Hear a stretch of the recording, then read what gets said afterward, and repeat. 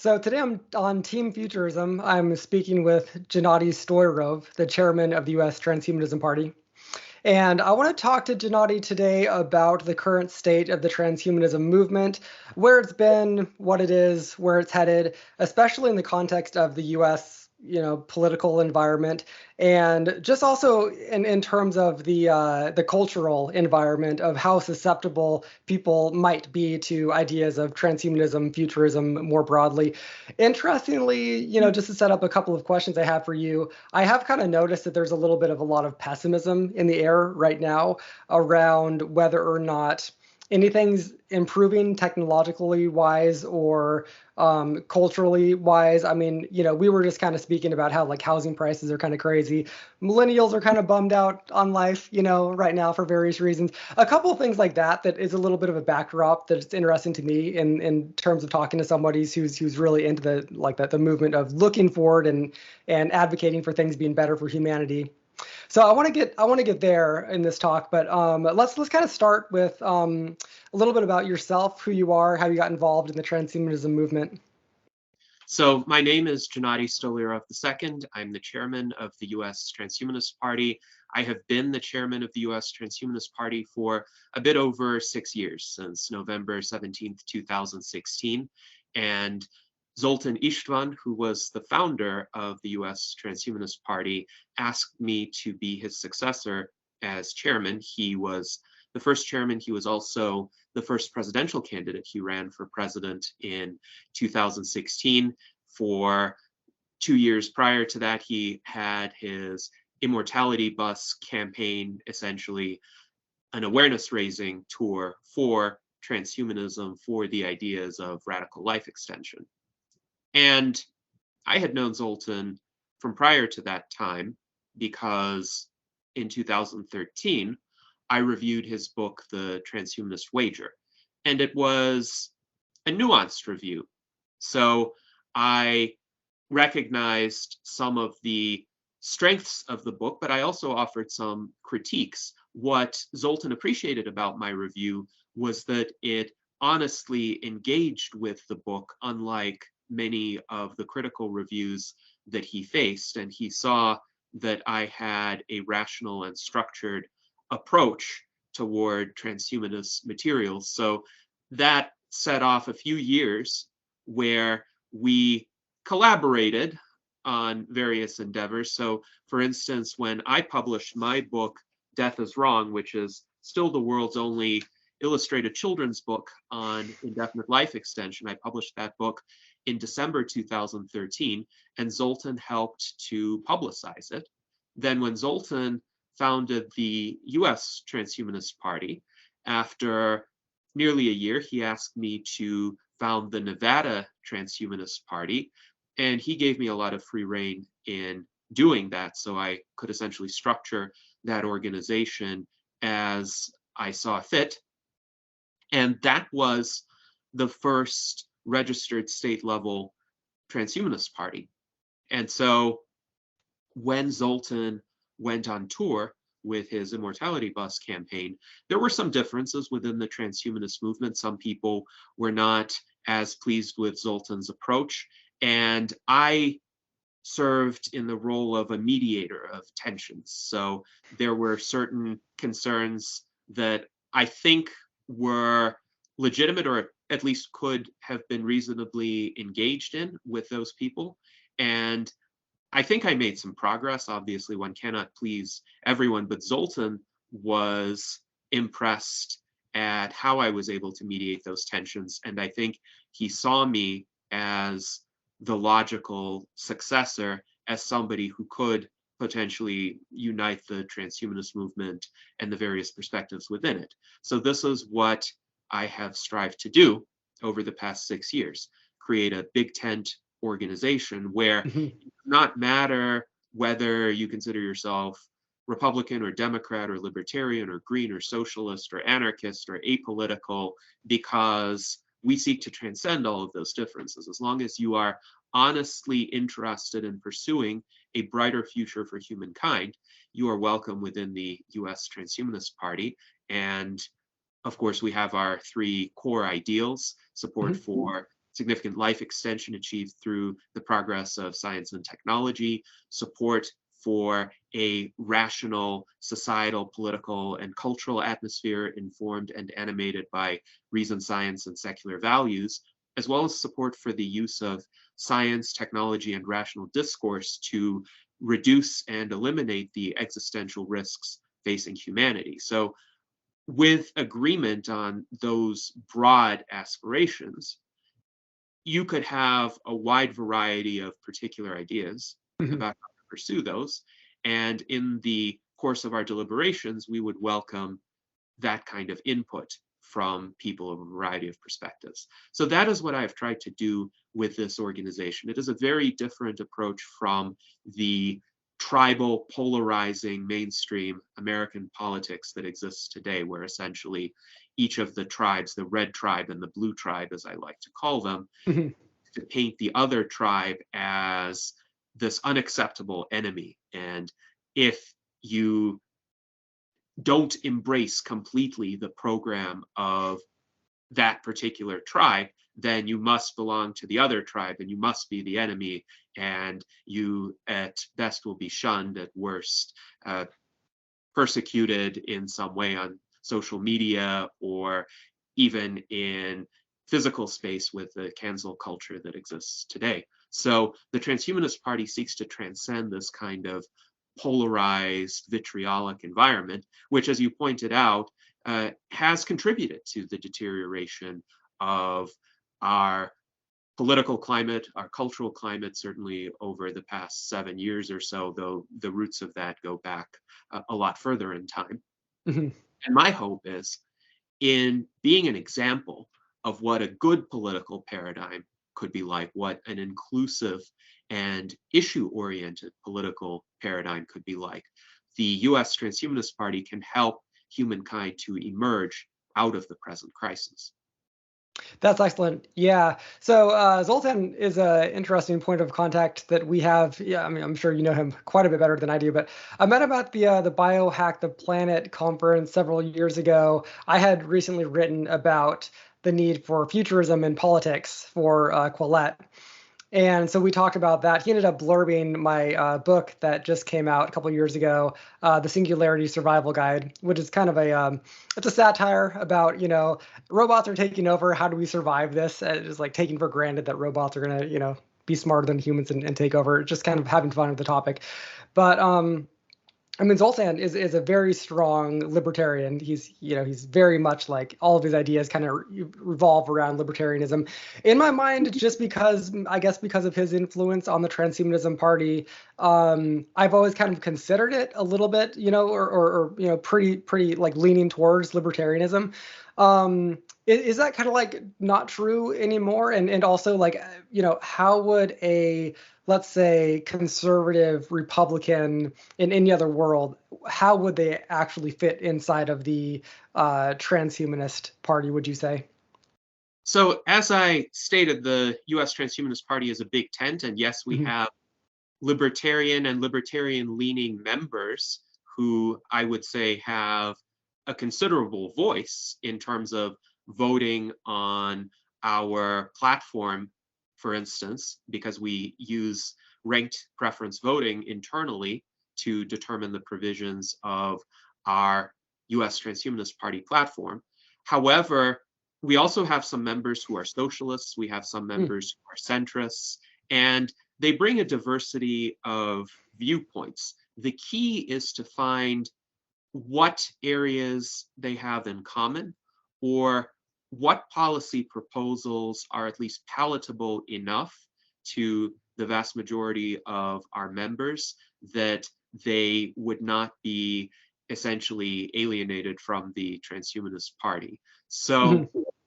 when it comes to personal freedom, for instance, we are strongly in favor and aligned with libertarians on those issues, certainly. One important concept within transhumanist discourse is the idea of morphological freedom. So essentially, the idea to determine what happens to one's body and one's life, and for instance, how to apply technology to one's body, whether to pursue, for instance, biological life extension or genetic enhancements or artificial organs. That would be another area of morphological freedom. And I would say libertarians would agree that a person has sovereignty over his or her organism. Then there is the question of economic freedom. And in our US Transhumanist Party platform, we do have some libertarian oriented economic positions, but they do seek to transcend this 20th century dichotomy between capitalism and socialism. And one example that is prominent here is the concept of a universal basic income. So what is it? Is that capitalism or is it socialism? And some people might allege, well, a UBI is socialism because the government is giving money away. But then we have to ask the question, in what manner is the UBI funded? So on the one hand, if one were to fund the UBI through taxation, then a good case could be made that that's essentially old-fashioned redistribution of wealth. Although even then, one could make the case that this is better than conditional means-tested welfare, because with conditional means-tested welfare, there needs to be an immense bureaucracy to administer it and figure out who qualifies for eligibility for this kind of aid. On the other hand, if you have an unconditional system, technically it could be very simple to administer. Verify that you exist, and then if you exist, you receive the allotted universal basic income. But the US Transhumanist Party platform is even more innovative in that, because it supports a UBI that doesn't involve taxation at all. It is funded by what is called a federal land dividend. And this is an idea that Zoltan originated. And his idea is to take advantage of the vast amounts of completely unused federal land. In some Western states, the federal government even owns the majority of the land. In Nevada, it's about 85% or so. Wow. So this land could be leased to private corporations or other organizations, and the proceeds from those leases get to pay for a universal basic income. And while we cannot say how much in advance those kinds of activities will generate, we do have an example of this in terms of the state of Alaska paying its citizens a dividend based on the oil revenues that are generated there. And sometimes those checks are a few $100s a year, sometimes they're a couple of $1,000s a year. So it has fluctuated based on the oil revenues. Likewise, a UBI funded through this method would fluctuate based on the revenues, but this means it could be implemented in a manner that doesn't require raising taxes. So whatever one thinks about the current tax and spending structure, we can set that aside for the purposes of this proposal and just fund the UBI through whatever revenues come in from this implementation of the land dividend concept. Yeah, the program in Alaska is very popular. I have some friends in Alaska. I'm from Washington State and went to college with a lot of people from Alaska. It's super popular up there, both whether you're red or blue. Everyone loves that program. It's an interesting idea to stretch that out. I haven't thought about it enough to have a strong opinion about it, other than I think that it's definitely something worth looking into. I think it's fascinating. This is kind of like the reason why I think that the Transhumanist Party makes sense as a political organization, because in general, transhumanism, it's kind of a philosophical concept. It's ancient. It goes back to, you can trace it back to, the Greeks with Prometheus, this sort of a thing. We just want to overcome death, and we want to make the most out of being alive and value consciousness over strange, like, God ideas. There's so much there, and a lot of it's very, very philosophical, but it makes sense as a political party, because to achieve any of the objectives, which are, I think, like, so pro-human, and they're benefiting humanity like more than anything else, it comes down to, like, there's such big projects, you need government funding. You can't cure cancer or you can't really work on longevity research unless you have a government behind it, I think. I mean, if you look at the budget of any private company, it's nothing compared to like the US military, right? I mean, the government just has so much money. You at some point you kind of need that funding to be able to really move forward, I think, with these projects.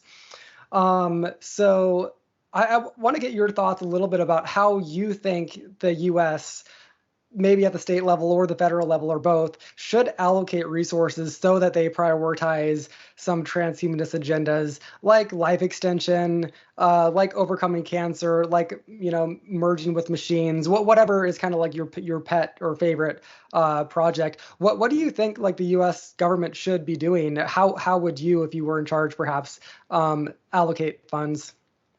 And I have a pragmatic outlook toward this because for me, what is most important is that we do achieve these goals within the next several decades, and the sooner the better. So whether they're privately funded or governmentally funded, that is a secondary question. I would say the most important decision that governments could make is redirect the vast amounts of military spending that I consider wasteful Yeah. to scientific research. And in that case, it's a win-win situation because right now, a lot of these funds are devoted to overseas occupation. And the US maintains bases in tens of different countries.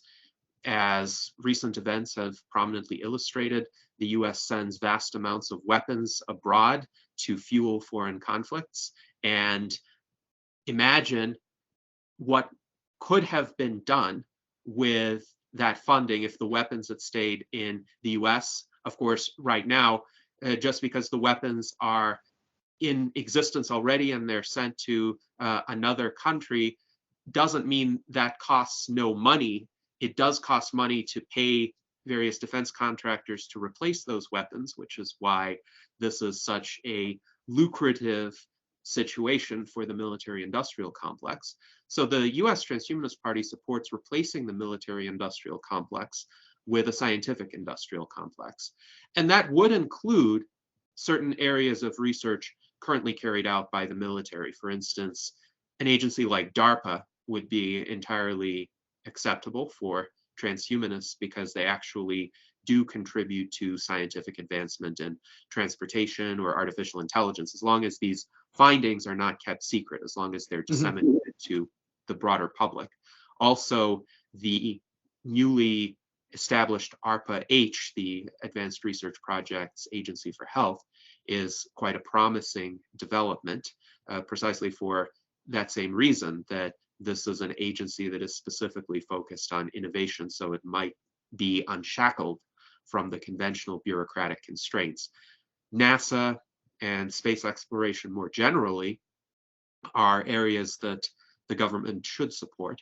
But we do have to be careful about how the programs are structured, because there could be situations where there are strings attached, or there are incentives which reward research projects that are more incremental, more likely to succeed, but less ambitious in their goals, because the funding bodies allocate money in ways that essentially are motivated by accountability to external constituencies. So if they invest money in a more risky line of research that could be spectacularly successful, but could also not yield any results, then they might be criticized for wasting taxpayers' money. So ironically, one big problem with government spending is there is too much accountability. There is too much external oversight.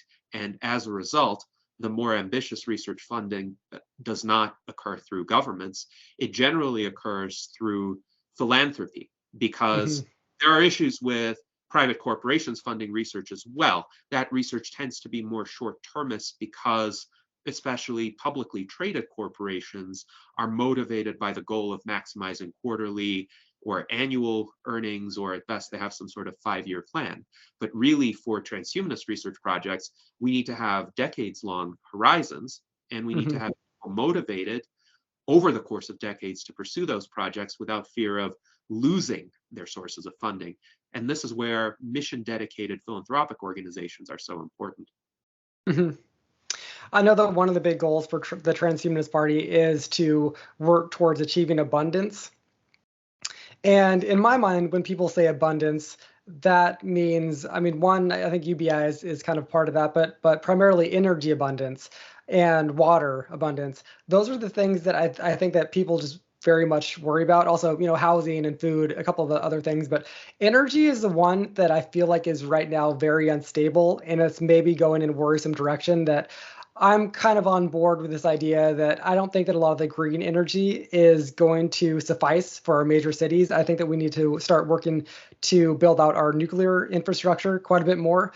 I'm curious your thoughts about, the energy world, but also in general, what is your what would be your plan for working towards more abundance rather than scarcity?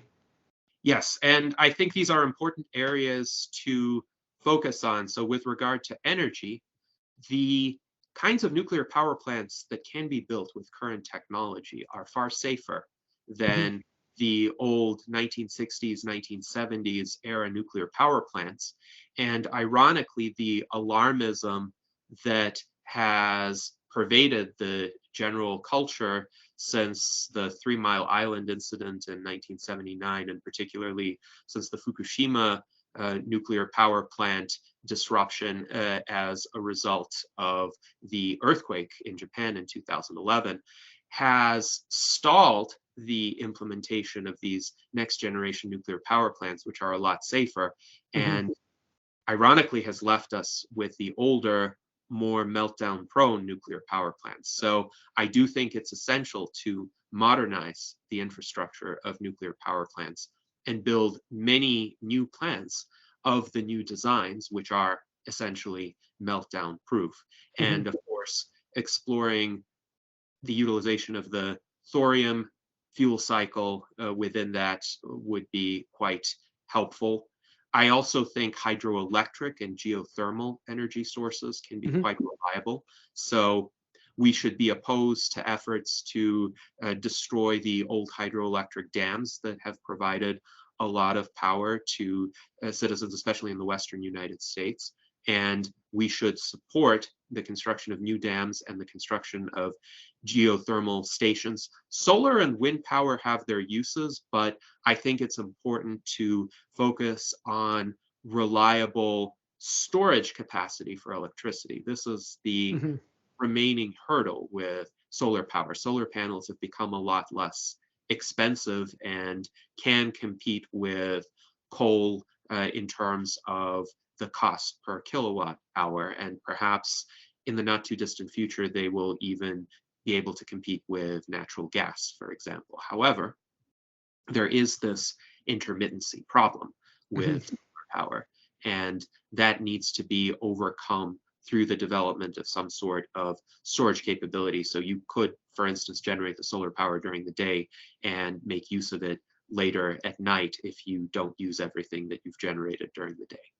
So in terms of water, I think that's also an important consideration. Having desalination plants built along the ocean coasts, I think, is a great solution because it could address multiple problems at once. If there are increased droughts, especially in inland areas as a result of climate change, the desalination plants could be used to pipe that water to the inland areas.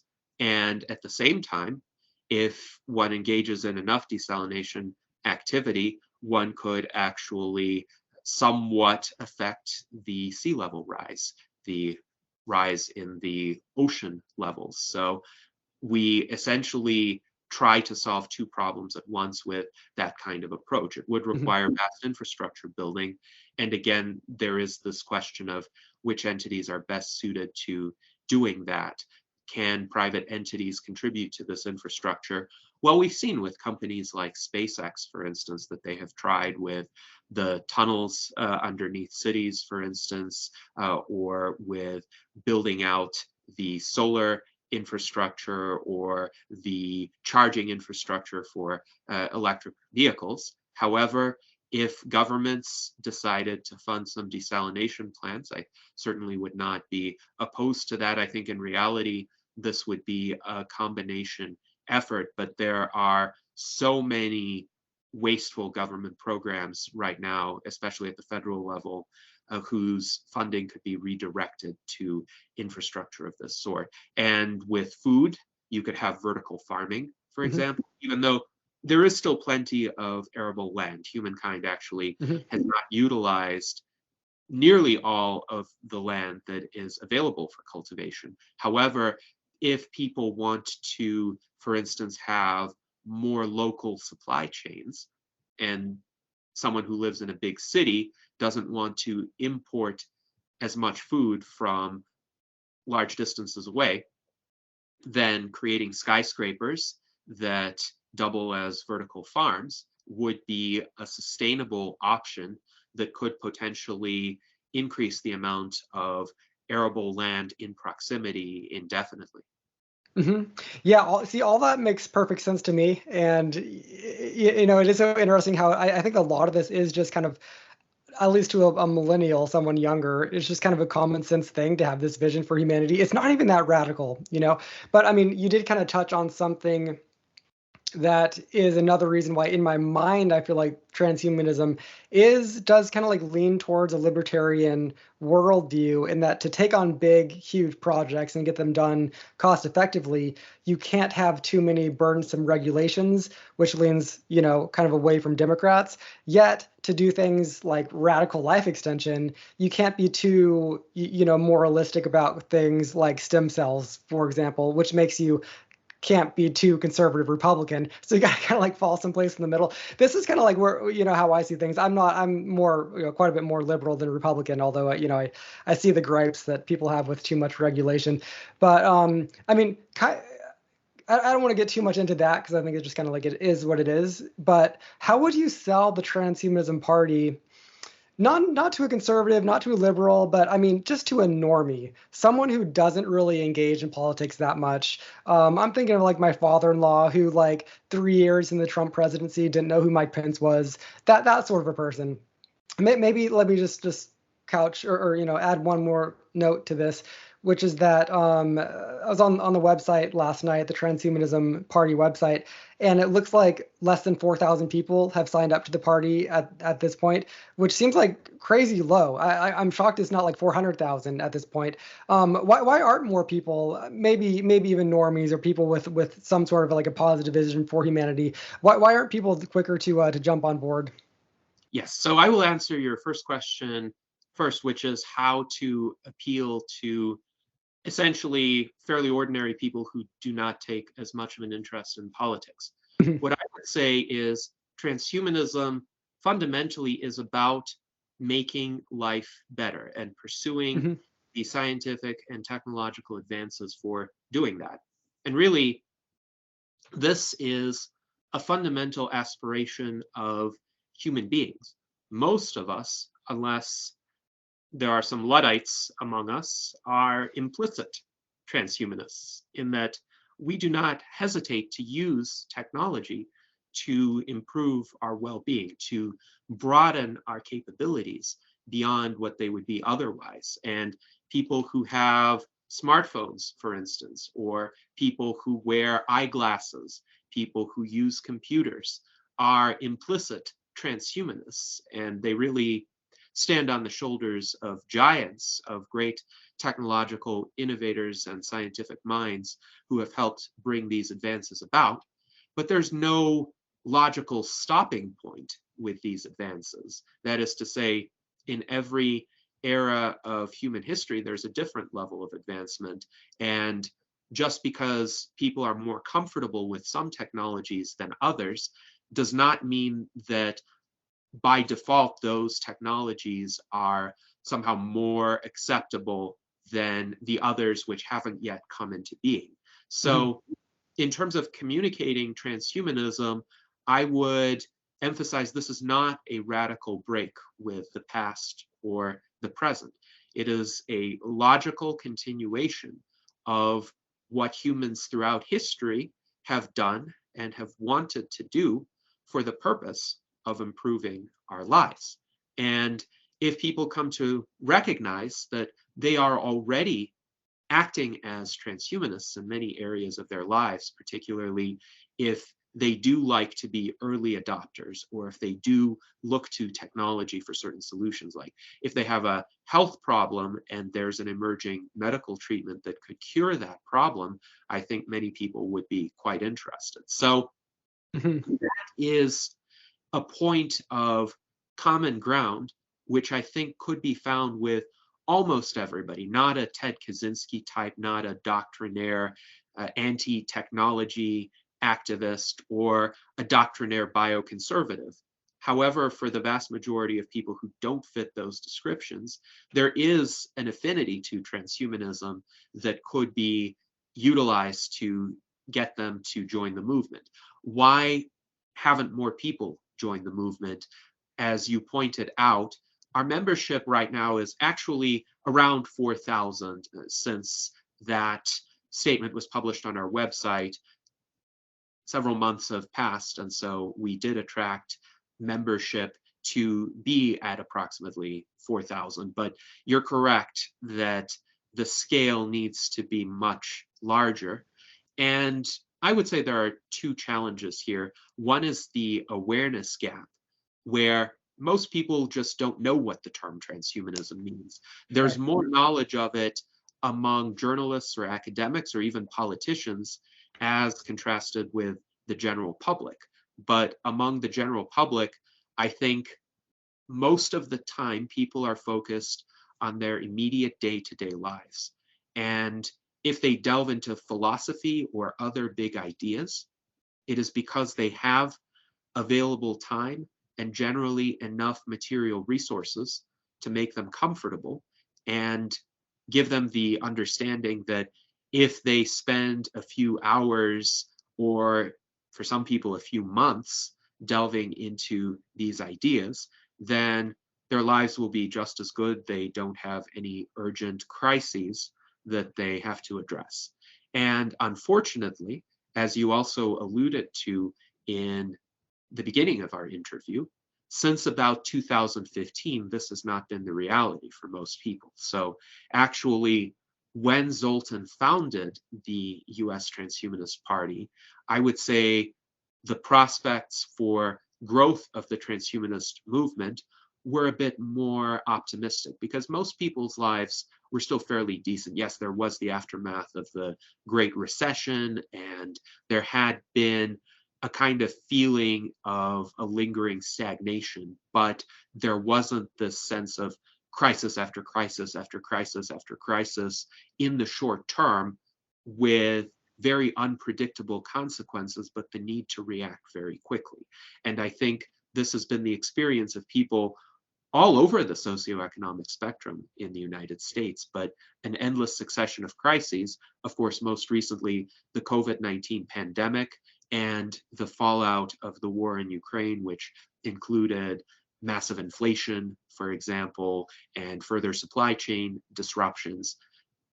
That kind of continual environment of beleaguerment really prevents people from looking toward bigger ideas Mhm. unless those bigger ideas essentially announce themselves as solutions to the crises at hand. And I do believe that transhumanism could be the solution to all of these issues. Ultimately, I think we need to get rid of the SARS-CoV-2 virus. Without getting rid of it, it's going to continue to mutate. It's going to continue to infect people, and the cumulative health damage, the cumulative economic damage is going to be devastating. So we need to get rid of this virus, but the current approaches have not been working. I think we need to genetically engineer some sort of harmless virus that outcompetes the existing strains of SARS-CoV-2. So just like the Omicron variant and then its subvariants displaced all of the prior variants, I think we need genetic engineering to develop a harmless version of SARS-CoV-2, which is more transmissible, but will essentially have much greater reproductive fitness than all of the other strains. So all of the other strains would disappear, and then we will finally be rid of this pandemic. So that could be a solution to the COVID-19 pandemic. We need a solution to the prospect of nuclear war, as well as war in general. And I think advocacy for nuclear disarmament worldwide should be a transhumanist priority. It certainly is a priority of the US Transhumanist Party. So if transhumanists could contribute to a solution that essentially gets us past the great filter in terms of existential risk, then this would also elevate transhumanism in the public eye. Of course, another major area in which transhumanism could contribute immensely is in the fight against disease, and particularly against biological aging.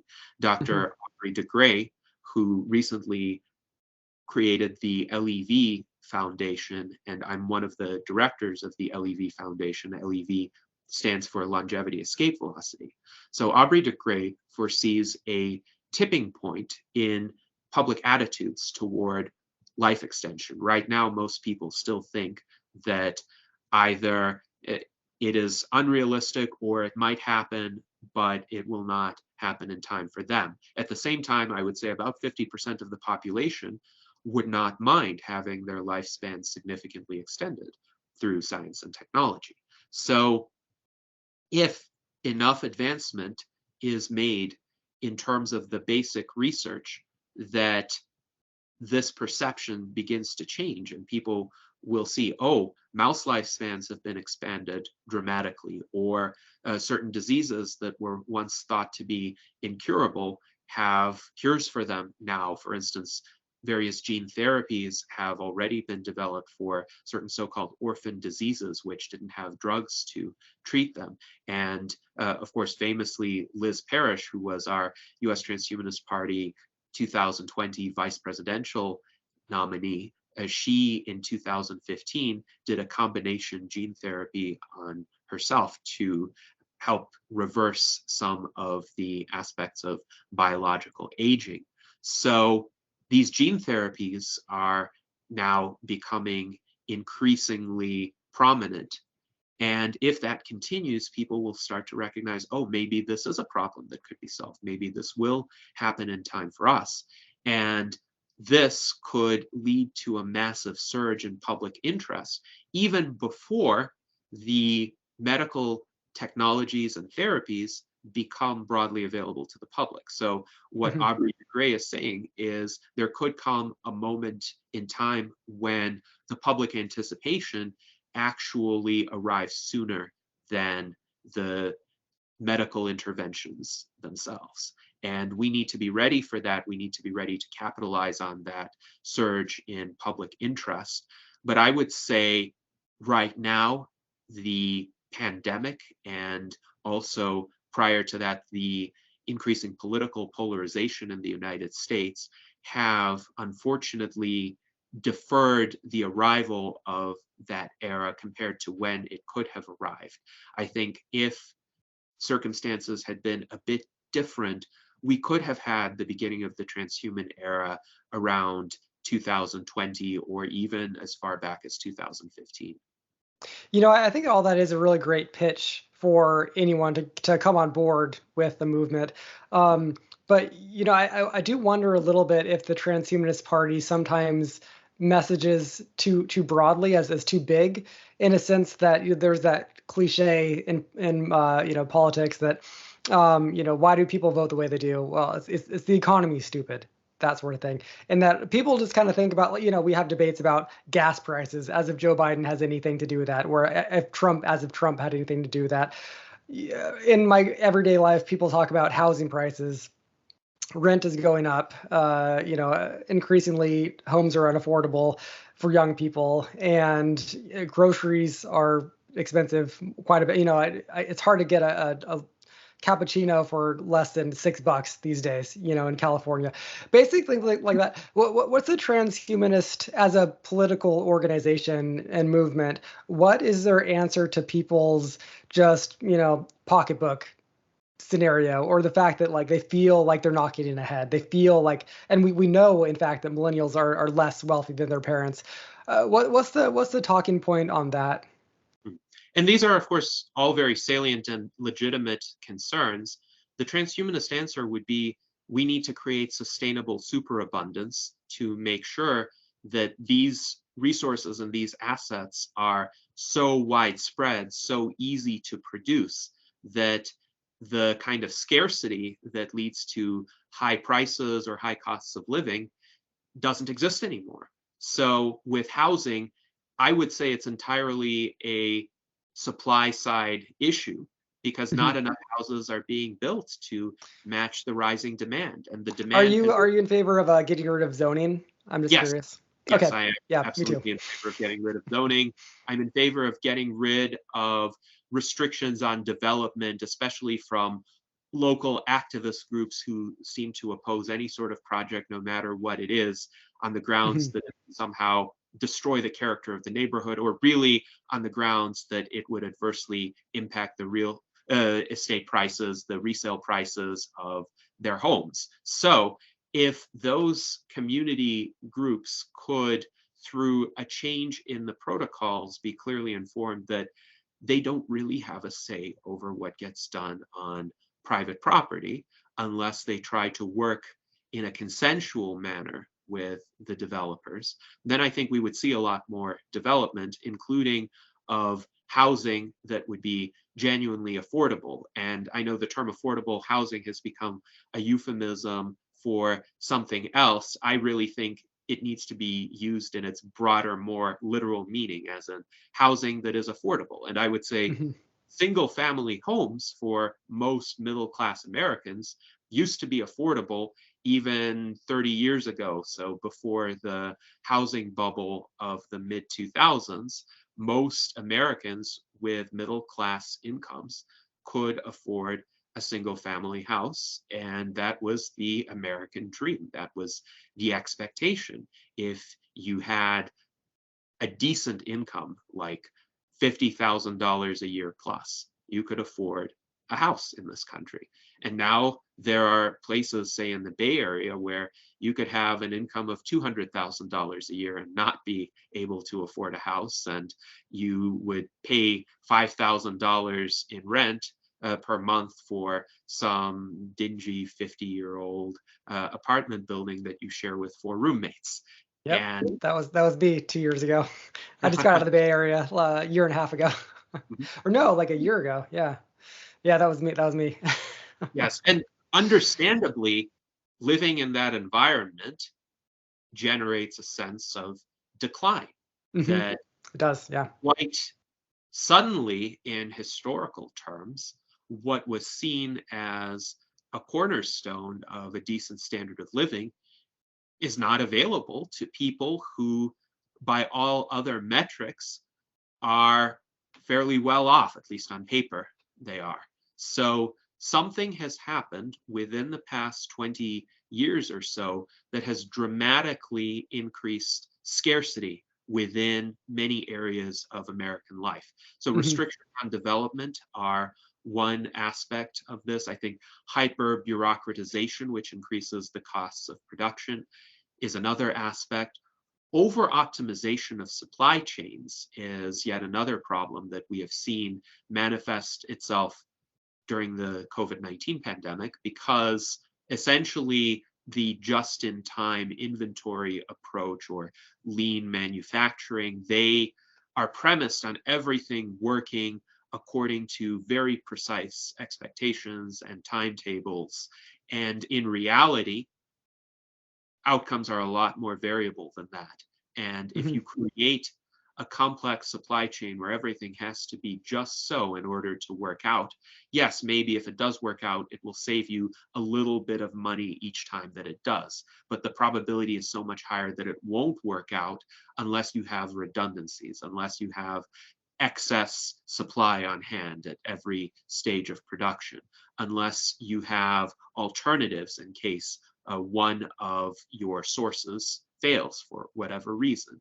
And of course, if you have more local supply chains, then you don't need to worry about as many failure points. Mhm. So robustness of supply chains needs to be prioritized over hyper-optimization. And moreover, if you consider the financial system and how the financial system has gone astray since the start of this millennium, essentially it shifted from a fairly small c conservative focus of essentially prudent financial management, gradual accumulation over time, to more of a gambling focus where you focus on maximizing short-term profits, Mhm. you hyper leverage your assets, and a great example of that was the recent spectacular failure of FTX under Sam Bankman-Fried, who essentially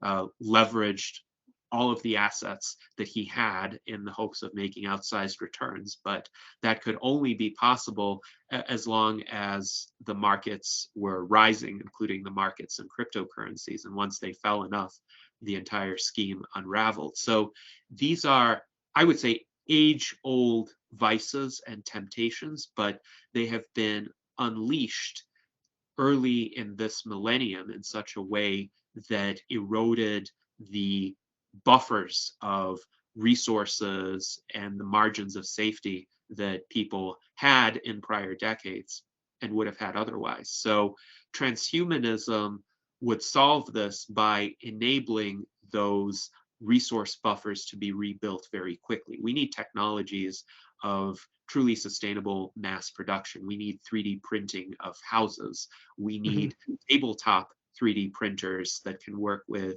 various materials. We need more localized but high-tech production facilities to manufacture every sort of good that people could conceivably want. And with 3D printing, that would be a lot easier to achieve.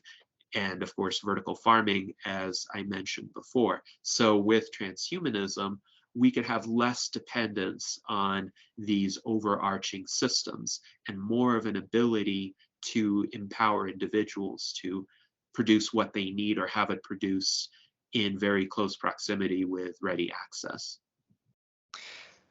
So last week or recently, Peter Thiel gave a talk at Stanford, and he basically articulated and expounded upon his idea or the idea of the Great Stagnation, the stagnation hypothesis, that there's right now really major slowdown in science and technology and economic progress in the U.S. and globally. That's an idea that's out there. And I think that he makes a good case for it. At the same time, if you listen to Ray Kurzweil, who's right now going around and doing some podcasts, he was on Lex Friedman's podcast not too long ago. If you listen to him, he still, gives a really ambitious outlook for the next decade. It makes it sound like by the next 10 years we're really going to have everything in society is going to be radically altered by technology. Do you have any thoughts about this? Are you worried about stagnation as Peter Thiel articulates it, or do you think that technology is ultimately making progress? I would say both Peter Thiel and Ray Kurzweil are right in their own ways. So Ray Kurzweil is correct that there is a tendency for technological know-how to accelerate. So he pointed out through the great disruptions of history, the Great Depression, the World Wars, for instance, computer processing power continued to progress, of course, through different paradigms. It wasn't all microprocessors in the early 20th century, clearly. But through these different paradigms, computing power has improved because the knowledge of how to build more powerful computers has continued to improve. Where Ray Kurzweil's predictions have perhaps had a disconnect is in the societal implementation of these technologies. So for instance, in his earlier books, like The Age of Spiritual Machines, Ray Kurzweil predicted autonomous vehicles by the year 2009. And sure enough, there was autonomous vehicle technology by the year 2009. If there had been the societal will It could have been implemented back then, but it would have required perhaps trillions of dollars of funding and widespread public enthusiasm, which still unfortunately does not exist for autonomous vehicles, even though today's models are much more advanced than the ones from 2009. And they could save most of the lives that are lost in car accidents today. But there are instances, for instance, where an autonomous vehicle ran somebody over while it was in manual mode and the safety driver wasn't looking. The famous incident in Tempe, Arizona, for example, where essentially Uber intentionally disengaged the safety braking system, and the safety driver in that vehicle, who was supposed to brake, was not paying attention, and a woman got run over and killed. So that became a major news story, even though over 40,000 people die from car accidents involving human drivers every year in the US, and those deaths seldom receive a mention in the local newspaper, not to mention this kind of national press coverage. So Ray Kurzweil, from a technical perspective, was largely on track with his predictions. But from a societal implementation perspective, of course, our society has not accepted a lot of these emerging advances. And this is where Peter Thiel, I think, has a point, that there has been a stagnation brought about by institutions and by public opinion that, either through unawareness or through fear, has not been willing to accept a lot of the new advancements unless a case could be made essentially exhaustively that they would be completely safe, completely palatable to everyone, which is extremely hard to do and which is not the way that technologies have advanced in the past. So nobody asked the public to vote on whether Henry Ford's Model T automobile should replace the horse-drawn carriage. It just happened that Henry Ford made enough of these automobiles and enough people wanted to buy these automobiles that this became a possibility, and there was a paradigm shift. But the Model T Ford had issues too, as do all manually driven automobiles. So there were a lot of accidents. There were a lot of accidents before with horse-drawn carriages as well, which I think people don't appreciate. And there was an immense amount of mess and disease risk caused by the preponderance of horses in cities prior to the early 20th century. So the automobile introduced some new risks, but it also took away some of the older risks. And this is the case with every generation of technological advancement. But unfortunately, in the recent 20 years especially, there has been a kind of institutional reluctance and public ambivalence toward these new technologies. And this is where transhumanist advocacy is very important, because we need to figure out a way to overcome that reluctance and convey the benefits of these technologies, which are technically feasible. And I think if we had a society that fully embraced transhumanism as a philosophy, then Ray Kurzweil's timeframes could become reality, not just from an existence standpoint for these technologies, but also from an adoption standpoint. There's a lot there, but yeah, I really like your take on that. Just to wrap up, tell me what's next for the Transhumanism Party and how can people get involved? Well, to get involved, please go to our website at transhumanist-party.org and then click on the link for membership, or you can go directly to transhumanist-party.org/membership and join for free. It takes less than a minute. You can join no matter where you are in the world. About 30% of our members are allied members. And while they cannot vote in US elections, they can participate in our internal deliberations. We have a Facebook group that is quite popular called Transhumanist Party. We have a Facebook page called US Transhumanist Party. We have a Twitter account called US Transhumanist Party, US Transhumanist for Twitter, an Instagram account called US Transhumanist Party, spelled all together. And you can also follow my YouTube channel, which is G. Stolyarov II. So first initial of my first name, then my last name, followed by 2 capital I's. And on YouTube, we stream our weekly virtual enlightenment salons at 1 p.m. Pacific time every Sunday. We have conversations with leading thinkers in biotechnology, in other aspects of science, in philosophy, in culture, in politics, in art. So these are in-depth conversations that one will seldom encounter in that particular format. It's essentially the format of an 18th century Enlightenment salon. So please tune in and participate in our YouTube chat for the virtual Enlightenment salons. And please let me know if you have ideas for starting local transhumanist communities. So we need people on the ground in every jurisdiction, in every state, in every city, essentially even forming a group of 3 to 5 people who meet regularly, who discuss emerging technologies, who put on presentations, who communicate with others in that area to help the grassroots spread of these ideas. As I pointed out, the awareness problem is one of the biggest obstacles that we have to contend with. And if we have good representatives on the ground to communicate transhumanist ideas, I think we can overcome this awareness gap. In terms of what's next for the Transhumanist Party, we hope to continue our growth in membership. We hope that it will accelerate. We're also looking for more independent local candidates to endorse. So in 2021, we endorsed Jennifer Hughes, who ran for mayor of Camden, New Jersey, and she was the first mayoral candidate in the United States, as far as we know, to have life extension as part of her platform.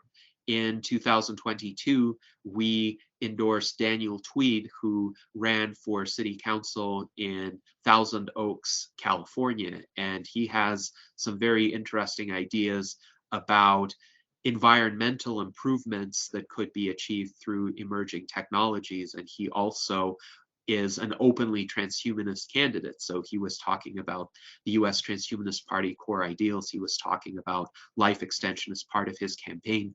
We need more people like that who are willing to run for local office. Whether they win or lose, it is not as important as having active, articulate, and passionate spokespeople for transhumanism at these kinds of levels, because the political scene is one where there's often not a whole lot of overlap with the scientific and technological worlds. You certainly don't hear a lot of Republican or Democratic candidates talking about how advances in technology could solve a lot of the problems that they speak of. Interestingly enough, I don't think they really want to solve those problems. I think they want to keep those problems around as talking points, whereas we want to solve the problems. So technology is a crucial component for those kinds of solutions. So if you're interested in running for office, or you know someone who is aligned with us, and who is willing to openly express that alignment, to say that they're a transhumanist or they support life extension, or even just to say that they're happy to accept an endorsement from the US Transhumanist Party, please get into contact with us, because this is how we would spread our message. That's really exciting. Yeah, I'm glad to hear that a lot of or some local politicians are actually, signing up for life extension and other transhumanist ideas. That's very exciting. And yeah, that's great. Really appreciate you coming on the podcast today, Gennady. Had a great talk, and yeah, hope to talk again soon. That was fun.